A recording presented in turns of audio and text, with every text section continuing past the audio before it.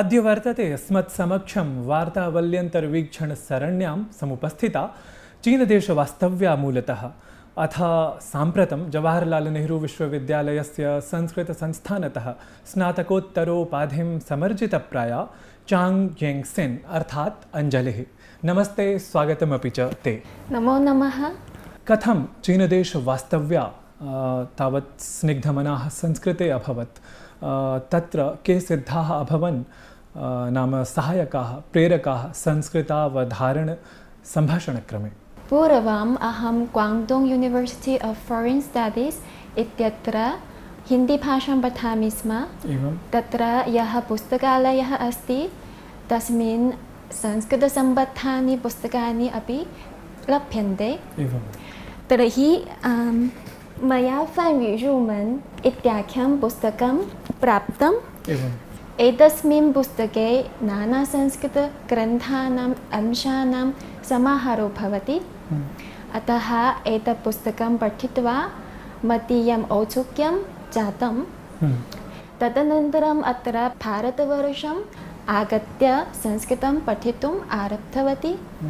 प्रारम्भे तु अहं किमपि न जानामि स्म, परन्तु मम ये सहपाठिनः सन्ति ते अत्यन्तम् उपकारात्मकाः सन्ति।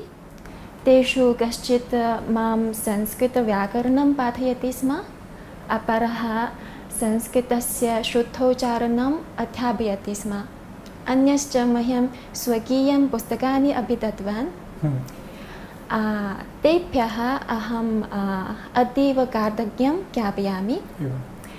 तदनन्तरम् अहं संस्कृतसंवादशालाम् अपि गतवती। इतोतिरिच्य आधुनिकसन्दर्भे संस्कृतस्य प्रयोगः कथं भवितुं शक्यते इति वार्तावलीकार्यक्रमेण साफल्येन प्रदर्शितम्। किम् उत्तरितुं शक्नोति भवती यत् संस्कृत मण्डारिन् भाषयोः का भाषा अधिका प्राचीना, नाम तत्र का भिन्नता वर्तते, का समानता वर्तते उभयोः भाषयोर्मध्ये?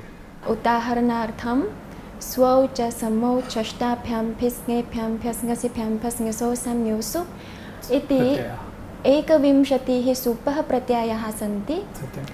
तत्र षष्ठ्याम् एकवचने ङस् इति। परन्तु यदा वयं वदामः मम, तव, तस्य, रामस्य इत्येतेषु सर्वत्र ङस् इति न श्रूयते, यतोहि तत्र परिवर्तनानि जातानि। परन्तु चीनीभाषायां तादृशानि परिवर्तनानि न सन्ति।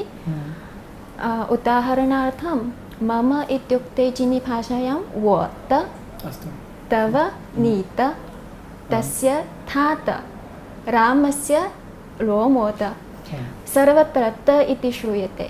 अंजलेः इत्यस्य चीनीभाषायां किम्? आञ्जिलित। ओ, त इति। अस्तु।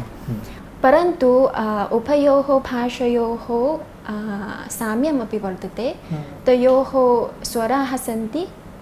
संस्कृतभाषायाम् उदात्तः अनुदात्तः स्वरितश्च भवन्ति। मन्त्रीं भाषायाः 4 स्वराः सन्ति। यिङ्-फिङ्, याङ्-फिङ्, शाङ्-शङ्, छि-शङ्। यथा संस्कृते उदात्त अनुदात्तस्वरिताः भवन्ति तथैव। अस्तु, तत्र 4 भवन्ति स्वराः। अस्तु, मण्डारिन् भाषा प्रयोक्तारः ये भवन्ति अथवा हिन्दीभाषा प्रयोक्तारः ये भवन्ति ते स्वदेशस्य इतिहासं तथा जानन्ति यथा तत्र उल्लिखितं वर्तते। परन्तु मण्डारिन् भाषा प्रयोक्त्री, चीनी भाषा प्रयोक्त्री संस्कृतज्ञानं समर्ज्य किं विशिष्टं भिन्नं रुचिकरं ज्ञातवती? तत्र चीनदेशे प्राचीनकालात् भारतीयबौद्धधर्मस्य प्रभावः प्रसिद्धः एव। चीनदेशतः फास्यन्, श्वेन्जाङ्ग्, अस्तु, उच्चारणवैविध्यमस्ति, यीजिन् इति प्रमुखाः। भारतदेशतः काश्यपमातङ्गः, कुमारजीवः, ज्ञानगुप्तः, बौद्धधर्मश्च प्रसिद्धतमः। तत्र दक्षिणभारततः बौद्धधर्मः इत्याख्यः धर्मप्रसारकः आसीत्। सः चीनदेशस्य शाओलिन् टेम्पल् इत्यत्र निवसति स्म। तत्रत्याः ये शिष्याः सन्ति ते किञ्चित् निर्बलाः आसन्। एवं शारीरिकदृष्ट्या अस्तु। तर्हि तेषां शरीराणां दृढीकरणार्थं बौद्धधर्मः व्यायामेन अकरोत्। अस्तु। तर्हि तेन एव शाओलिन् कुङ्फु इत्यस्य आधारः स्थापितः। भारतस्य अपरं नाम तत्र चीनदेशस्य इतिहासे किं वर्तते? भारतम् इति वदन्ति जनाः अथवा किमपि अन्यत् नाम? उपलभ्यमानानां ग्रन्थानाम् आधारेण अस्माभिः ज्ञायते यत् भारतस्य बहूनि नामानि आसन् चीनीभाषायां, यथा शन्तु, स्यन्तौ, थियञ्चु, च्वेन्तु इत्यादीनि। इन्दु इति। इन्दु अथ चन्द्रमा। अस्तु। चीनदेशे नाम संस्कृताध्ययनाध्यापनस्य स्थितिः कीदृशी वर्तते? तत्र बहवः छात्राः न सन्ति, परन्तु संस्कृतं प्रति जनानाम् अभिरुचिः वर्तेतरं। तत्र एकस्मिन्नेव विश्वविद्यालये अर्थात् पेकिङ्ग् यूनिवर्सिटी इत्यत्र संस्कृतसम्बद्धाः स्नातकादिकार्यक्रमाः विद्यमानाः सन्ति। तदनन्तरं केषुचित् विश्वविद्यालयेषु संस्कृतं वैकल्पिकविषयरूपेण पाठ्यते, यथा फुटान् यूनिवर्सिटी, शेञ्जन् यूनिवर्सिटी, जजियाङ्ग् यूनिवर्सिटी इत्यादयः। तत्र तिब्बते सङ्ग्रहालयः वर्तते विशिष्टः कश्चन पाण्डुलिपीनां। तत्र पाण्डुलिपीनां नाम अद्वितीयानां पाण्डुलिपीनां साहाय्यं स्वीकृत्य संस्कृतं कथम् उपकर्तुं शक्यते?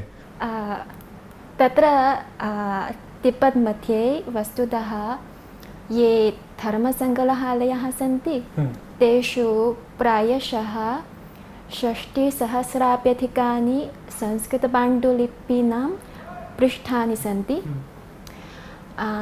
वस्तुतः चीनदेशे समीचीनाः विद्वांसः सन्ति, यथा तत्र पेकिङ्ग् यूनिवर्सिटी इत्यतः ये शाओयोङ्ग् इत्याख्यः विद्वान् अस्ति। स चीनीभाषामपि जानाति, संस्कृतभाषामपि जानाति, तिबेटन् भाषामपि जानाति। तर्हि तेन मूलमध्यमकारिका इत्याख्यः तत्र तिब्बतः प्राप्तः ग्रन्थः सम्पादितः भाषात्रये।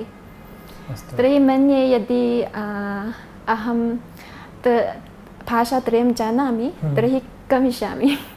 अन्तिमः प्रश्नः मम, यत् तादृशीं संस्कृतोक्तिं स्मरति भवती यत्र अथवा यस्याः उक्तेः मण्डारिन् भाषायां चीनी भाषायामपि तत्र समानम् अर्थं वयं कथयितुं शक्नुमः, यत् यथा सुभाषितं भवति तथैव मण्डारिन् भाषायां तत्र समानः अर्थः तस्य वचनस्य, तथा किमपि स्मरति? यथा श्लोकः वर्तते तर्हि गेयः। तत्र संस्कृतसुभाषितम् एकं वर्तते। आयुषक्षण एकोऽपि सर्वरत्नैर्न लभ्यते, नीयते स वृथा येन प्रमादस्सु महानहो। तत्र मण्डरिन् भाषायाम् अपि एका उक्तिः वर्तते, यी चुन् ग्वाङ्गिन् यी चुन् जिन्, चुन् जिन् नाम्मै चुन् ग्वाङ्गिन्। प्रतिपदम् अर्थं बोधयतु अस्मान्। अत्र ग्वाङ्गिन् नाम क्षणः। एवं क्षणः वा? जिन् नाम स्वर्णम्। अस्तु। तर्हि तस्य अर्थः अस्माकं प्रत्येकं क्षणं स्वर्णम् इव मूल्यवान् अस्ति, परन्तु स्वर्णैः व्यतीतः कालः पुनः न प्राप्यते। अस्तु, बहु सम्यक्, शोभनम्। एवमेव शुद्धं मनोहरं मिष्टं च संस्कृतं सम्भाष्य सर्वान् भारतीयान् अभिप्रेरयतु, इतोपि सकलान् वैदेशिकान् प्रेरयतु इति शुभतामातनोमि अहं त्वदर्थं। नमो नमः। धन्यवादः।